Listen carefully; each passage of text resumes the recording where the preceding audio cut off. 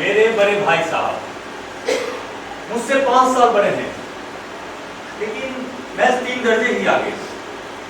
ये तालीम जैसे महत्व के मामले में उन्हें जल्दबाजी से काम लेना पसंद न था।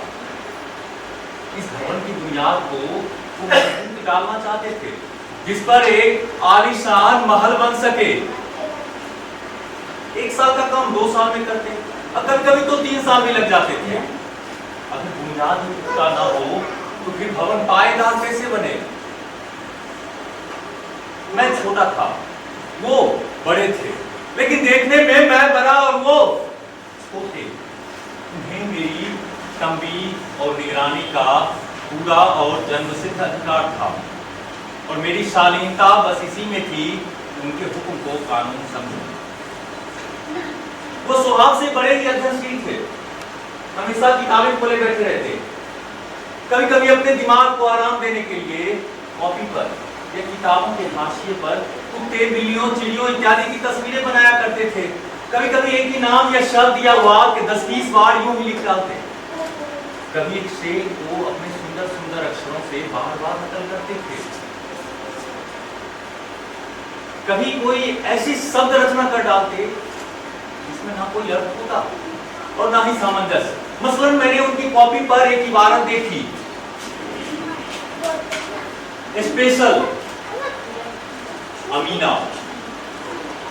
भाइयों भाइयों, दरअसल भाई भाई, राधे श्याम, श्रीयुत राधे श्याम, 1 घंटे तक।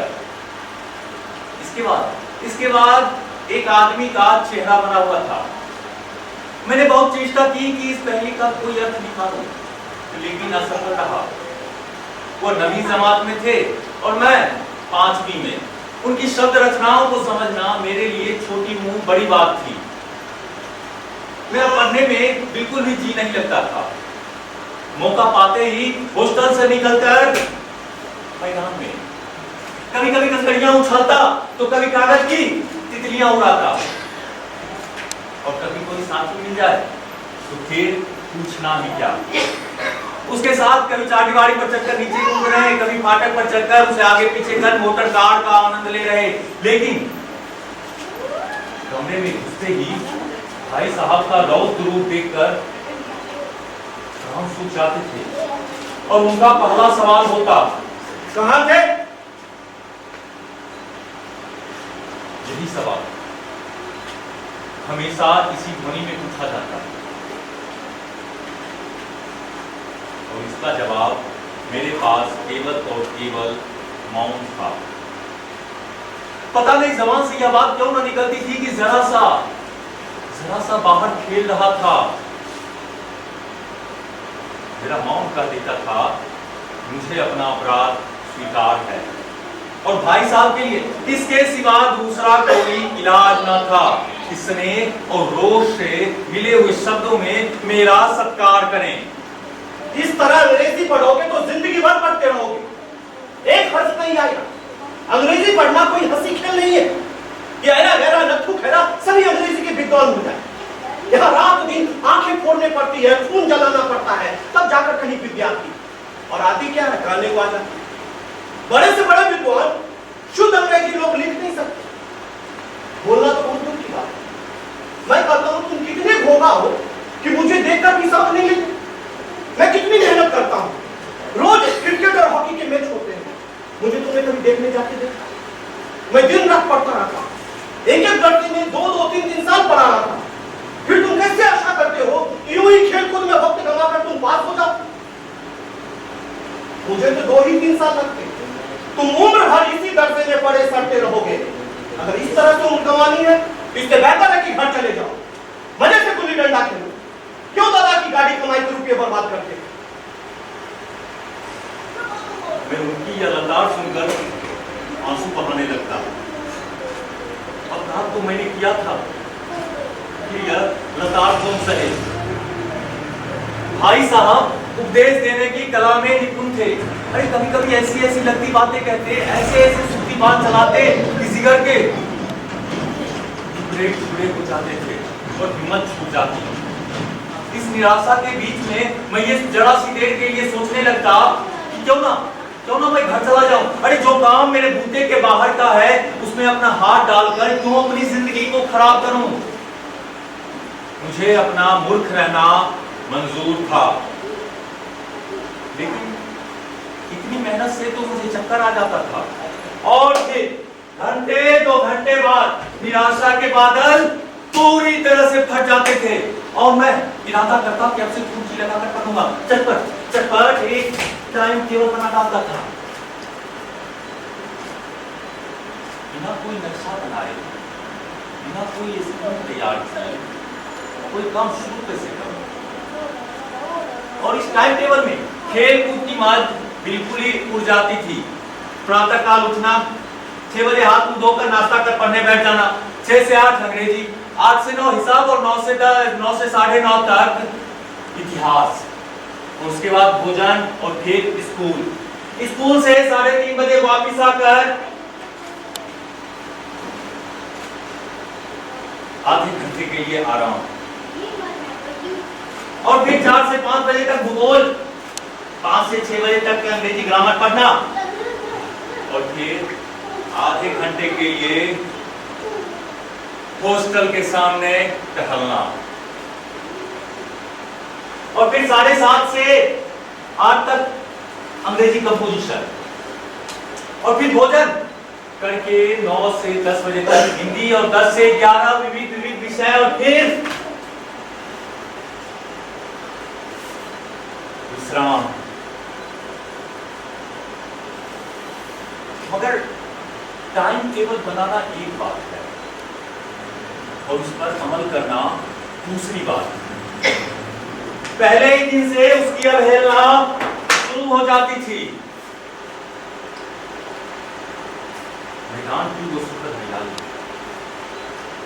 हवा के वो हल्के हल्के झोंके, फुटबॉल की वो उछल कूद, कबड्डी के वो दांव भाग, वॉलीबॉल की वो तेजी और फुर्ती मुझे ज्ञात और अनिवार्य रूप से अपनी ओर खींच ले जाती थी और मुझे किसी की याद नहीं रहती थी। वो जानलेवा टाइम टेबल, वो आंख खोल पुस्तकें, मैं सब कुछ भूल जाता था। सालाना इम्तिहान हुआ, मैं पास हो गया और भाई साहब फेल। दर्जे में प्रथम भी आया। जी मैं आया कि भाई साहब को आने मत छोड़ू। अरे कहां गई आपकी वो घोर तपस्या। मुझे देखिए, मैं तो मजे से खेलता कूदता भी रहा और दर्जे में प्रथम भी आया हूं, लेकिन उनका दुखी और उदास चेहरा देखकर उनके घाव पर नमक छिड़कने का विचार भी मुझे लज्जास्पद जान पड़ा।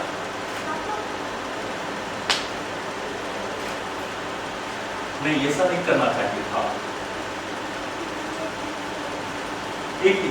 एक दिन में भोर का सारा समय गुल्ली डंडे की भेंट कर ठीक भोजन के समय वापिस हॉस्टल लौटा तो मुझ पर टूट पड़े। देखता हूँ इस साल पास हो गए हो, दर्जे में अव्वल आ गए हो, तो तुम्हें दिमाग होगा। घमंड तो बड़े बड़ों का नहीं रहा, तुम्हारी क्या हस्ती। इतिहास में रावण का हाथ तो पढ़ा ही होगा, उसके चरित्र से कौन सा उद्देश्य या यूं ही पढ़ ले। महज इम्तिहान पास कर लेना कोई बड़ी चीज नहीं, असल चीज है बुद्धि का विकास हो। जो कुछ पढ़ो उसका अभिप्राय समझो। रावण भूमंडल का स्वामी, ऐसे राजाओं को चक्रवर्ती कहते हैं। संसार के अनेक राज अंग्रेजों का आधिपत्य स्वीकार नहीं करते, बिल्कुल स्वाधीन। रावण चक्रवर्ती राजा, लेकिन अंत क्या हुआ? घमंड ने उसका नाम और निशान मिटा दिया। कोई उसे एक चुल्लू पानी देने वाला भी नहीं बचा। आदमी चाहे जो करे पर अभिमान ना करे, इतना नहीं। अभिमान किया दीन दुनिया दोनों से, शैतान का हाथ तो बढ़ा नहीं। उसे भी अभिमान हुआ था कि ईश्वर का उससे बढ़कर सच्चा भक्त कोई है ही नहीं। और अंत क्या हुआ? स्वर्ग से निकालकर नरक में ढकेल दिया गया। शायद उन्होंने भी एक बार अहंकार किया था, भीख मांग मांग कर मर गया। तुम तो केवल अंतिम दर्जा पास हुए हो, अभी से तुम्हारा दिमाग फिर गया। तब तुम आगे बढ़ चुके, यूं समझ लो कि अंधे के हाथ बटेर लग गई है। बटेर केवल एक बार लग सकती है, बार बार नहीं। क्या समझो? मगर मैं तुमसे बड़ा और हमेशा बड़ा हूं, इसलिए जो कुछ करता हूं उसे गिरा बांधिए, नहीं तो पछताइए।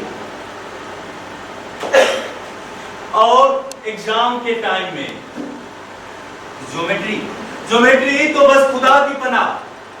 अब ज के स्थान पर अ ज ब लिख दिया तो सारे नंबर कट गए।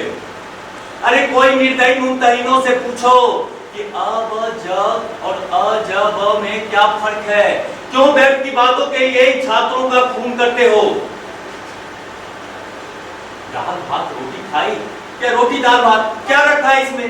लेकिन नहीं, परीक्षकों को तो वही देखना है जो इन किताबों में लिखा है।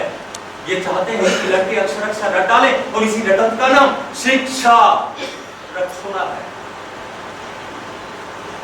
ये कहते हैं इस रेखा पर उस लंब को गिरा दो तो आधार लंब से दोगुना हो जाएगा। अरे मैं कहता हूं आधार दोगुना नहीं चौगुना हो जाए या आधा ही रह जाए मेरी कला से। लेकिन नहीं, इन परीक्षाओं में पास होना है तो ये सब खुराफात याद करनी ही पड़ेगी। कह दिया समय की पाबंदी पर एक निबंध लिखो जो 4 पन्नों से कम ना। अब अपने कॉपी खोलिए, कलम को हाथ में लीजिए और उसके नाम को लिखिए। अरे कौन नहीं जानता है समय की पाबंदी बहुत अच्छी बात। इससे आदमी के जीवन में संयम आ जाता है, दूसरों को उस पर सने होने लगता है, उसके कारोबार में उन्नति होने लगती है। लेकिन जरा सी बात पर आदमी 4 पन्ना कैसे? जो बात एक वाक्य में कही जा सके उसे 4 पन्ने में लिखने की जरूरत है। हम तो इसे हिमाकत करते हैं। यह समय की किफायत नहीं है बल्कि उसका दुरुपयोग है कि व्यर्थ में किसी बात को ठूस दिया जाए। अरे हम चाहते हैं कि आदमी को जो कुछ करना है चटपट कहे अपनी राह ले, लेकिन नहीं, आपको 4 पन्ने रखने पड़ेंगे, वो भी पन्ने पूरे से पका। अरे बालक की कोई सी बात समझ सकता है, लेकिन इन अध्यापकों को इतनी भी तमीज नहीं है। ऊपर से दावा है कि हम अध्यापक हैं। मेरे दर्जे में आओगे लाला तब आटे दाल का भाव मांगेंगे। इस दर्जे में अव्वल के आगे हो तुम्हें तो जमीन पर पाओ ही नहीं। इसीलिए मैं कहता हूं, मैं जो कर रहा हूं उसे समझिए, नहीं तो बहुत पछताइएगा। स्कूल का समय निकट था, नहीं तो ईश्वर जाने इनकी उपदेश माला कब समाप्त होती। भोजन आज मुझे निस्वाद लग रहा था। अरे जब पास होने पर इतना तिरस्कार हो रहा है तो फेल होने पर तो शायद प्राण ले लिए जाए। भाई साहब ने अपने दर्जे की पढ़ाई का इतना बड़ा और भयंकर चित्र खींचा था, उसने मुझे डरा दिया। ये कहिए कि मैं स्कूल छोड़कर घर नहीं भागा, यही ताज्जुब है। लेकिन इतने तिरस्कारों के बाद भी मेरी रुचि पुस्तकों में ज्यों की त्यों बनी रही। खेलकूद का एक भी अवसर हाथ से नहीं जाने देता था। फिर सालाना इम्तिहान हुआ और इस बार समझो कुछ ऐसा हुआ कि भाई साहब फिर से फेल हो गए और मैं पास हो गया, दर्जे में प्रथम भी आया। ना ना ना, मैंने बहुत ज्यादा मेहनत ना की थी, पता नहीं फिर भी दर्जे में अव्वल आ गया था। और भाई साहब ने तो प्राणांत तक परिश्रम किया था। कोर्स था लेकिन शब्द चाल रहे थे, 10 बजे रात तक इधर, 4 बजे सुबह से उधर, 6 से 9 बजे तक स्कूल। उसके बाद उनकी पूरी मुद्रा कांतिहीन हो गई थी, मगर बेचारे फेल हो गए। जब नतीजा सुनाया गया तो वो रो पड़े और उनको रोता हुआ देखकर मैं भी रोने लगा। मैं भी फेल हो गया होता तो भाई साहब को इतना दुख ना होता। लेकिन विधि की बात को टाले कौन? अब भाई साहब और मेरे बीच में महज एक दर्जे का अंतर आ गया था। मेरे भाई साहब एक दर्जे के बीच में,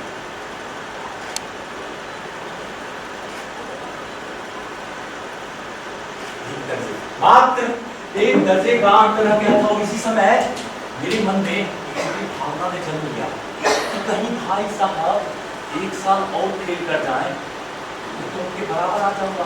अरे वो किस प्रकार फिर मेरी फजीयत कर सकेंगे? लेकिन मैंने इस कुटिल भावना को अपने दिल से निकाल बाहर किया। आखिर वो मुझे डांटते हैं तो मेरे दिल के विचार से कि शायद उनके उपदेश का ही असर हो कि मैं दनादन पास हो जाता हूं और इतने अच्छे नंबरों से।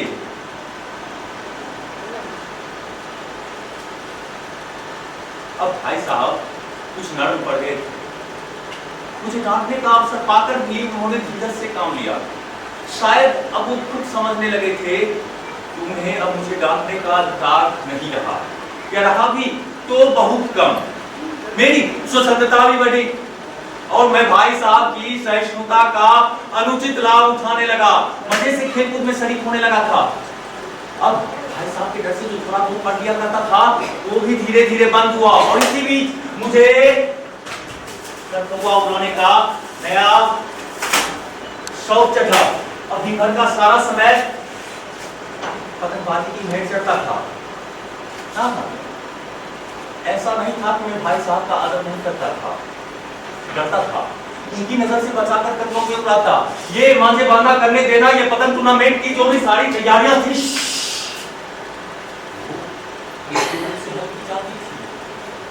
मैं उन्हें ये संदेह तक न होने देना चाहता था भाई साहब का सम्मान और लिहाज अब मेरी नजरों में कम हो गया। एक दिन संध्या के समय में हॉस्टल से दूर बेतहाशा कंटोका लूटने के लिए दौड़ा जा रहा था। आंखें आसमान की ओर थी और मन उस आकाशगामी पथिक की ओर जो अपने मंद गति से धीरे धीरे पतन की ओर चला जा रहा था, जैसे स्वर्ग से निकलकर कोई आत्मा विरक्त मन से नए संस्कार ग्रहण करने जा रही हो। और बालकों का एक झुंड लगे और झाड़दार बांस लिए उसका स्वागत करने को तैयार थी। किसी को अपने आगे पीछे की कोई खबर नहीं थी। सभी मानो उस आकाश में पतंग की तरह उड़ रहे थे जहां सब कुछ समतल है, न ट्रम, न गाड़ियां, न मोटर कारें। सहसा भाई साहब से मेरी मुठभेड़ हो गई, जो शायद बाजार से लौट रहे थे। उन्होंने मेरी बांह को पकड़ा और उग्र भाव से बोले, इन बाजारी लौंडों के साथ खेले के कंकुए के लिए दौड़ते हुए तुम्हें शर्म नहीं आती? तुम्हें इसका भी लिहाज नहीं कि तुम अब नीची जमात में नहीं हो? अरे आदमी को कुछ तो अपने पोजीशन का ख्याल करना चाहिए। एक जमाना था लोग 8वीं दर्जे पास करके नायाब तहसीलदार हो जाते। मैं कितने ही मिडिलचियों को जानता हूं आज अव्वल दर्जे के ड्यूटी मजिस्ट्रेट और सुपरिटेंडेंट, और तुम उसी 8वीं दर्जे में आकर इन बाजारी लौंडों के साथ कंकुए के लिए दौड़ रहे। तुम्हारी इस कम अकली पर मुझे दुख होता है। तुम जमीन हो, इसमें कोई शक नहीं है, लेकिन वो तुम तो अपने सोचते हो कि मैं भाई साहब से अब बराबर हो गया। हाँ, परीक्षकों का यही हाल रहा तो निसंदेह अगले साल तुम हमसे आगे निकल जाओ, 1 साल के बाद और आगे बढ़ जाओगे। लेकिन हम में और तुम में जो 5 साल का अंतर है उसे तुम तो क्या खुदा की नहीं, मैं तुमसे 5 साल बड़ा हूं और हमेशा रहूंगा कि मुझे दुनिया का ज्यादा तजुर्बा। हमारी अम्मा ने भी कोई दर्जा पास नहीं और दादा भी 5वीं जमात से आगे नहीं, लेकिन हम दोनों भाई को समझाने और सुधारने का अधिकार हमेशा रहेगा। इसलिए नहीं कि वो हमारे जन्मदाता है, बल्कि इसलिए कि उन्होंने हमसे और तुमसे ज्यादा दुनिया देखी, ज्यादा देखा। उन्हें ये नहीं पता है आकाश में कितने नक्षत्र हैं, अमेरिका में किस तरह की अर्थव्यवस्था है, 8वें महीने ने कितने व्याप्त किए, ये सारी जानकारी उन्हें नहीं हो। लेकिन हजारों ऐसी बात है जो हम और तुमसे वो ज्यादा जानते हैं। देर ना करे आज मैं बीमार होगा, तुम्हारे हाथ और पैर दोनों खुल जाए, तुम्हें दादाजी को तार देने के सिवा और कुछ नहीं सूझेगा। लेकिन तुम्हारे जगह पर अगर दादाजी हो तो किसी को ना वो तार दे, ना घबराए, ना बदमाश करे। पहले वो खुद मर्ज को पहचाने, अगर नहीं समझ में आया तो फिर वो डॉक्टर को बुलाएंगे। खैर, बीमारी तो बहुत बड़ी चीज है, हम लोग तो इतना भी नहीं जानते हैं कि महीने भर का खर्च महीना भर कैसे चले। दादाजी जो कुछ भी भेजते हैं 20-22 दिन में सब कुछ खत्म। और तुम्हें पता है हमारा नाश्ता बंद हो जाता है, धोबी और नाई से मुंह छुड़ाने लगते हैं। मगर जितना दादाजी भेजते हैं उसके आधे में उन्होंने अपने पूरे परिवार का भरण पोषण किया, नेक नामी के साथ इज्जत निभाया, और उसमें पूरे 9 सदस्य एक कुटुंब का पालन किया। और अपने हेडमास्टर साहब को देखो, एमए में, और यहाँ के में नहीं है, ऑक्सफोर्ड के में, लेकिन उनके घर का प्रबंध कौन करता है? उनकी बूढ़ी माँ। पहले हेडमास्टर साहब अपने घर का खुद इंतजाम करते थे, हमेशा कर्ज में डूबे रहते, लेकिन जब से उनकी बूढ़ी माँ ने घर का प्रबंध अपने हाथ में लिया, जैसे मानो घर में लक्ष्मी आ गई।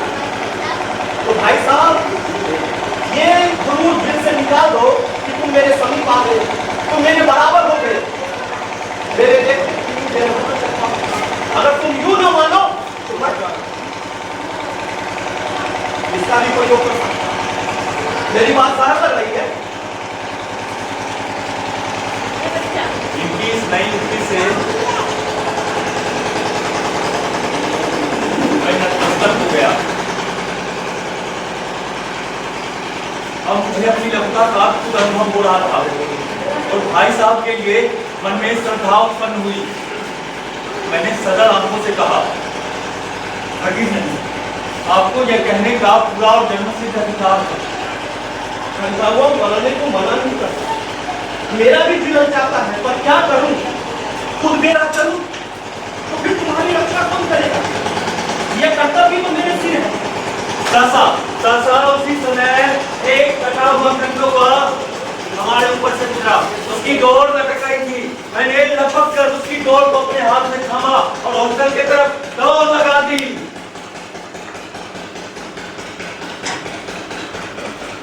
धन्यवाद।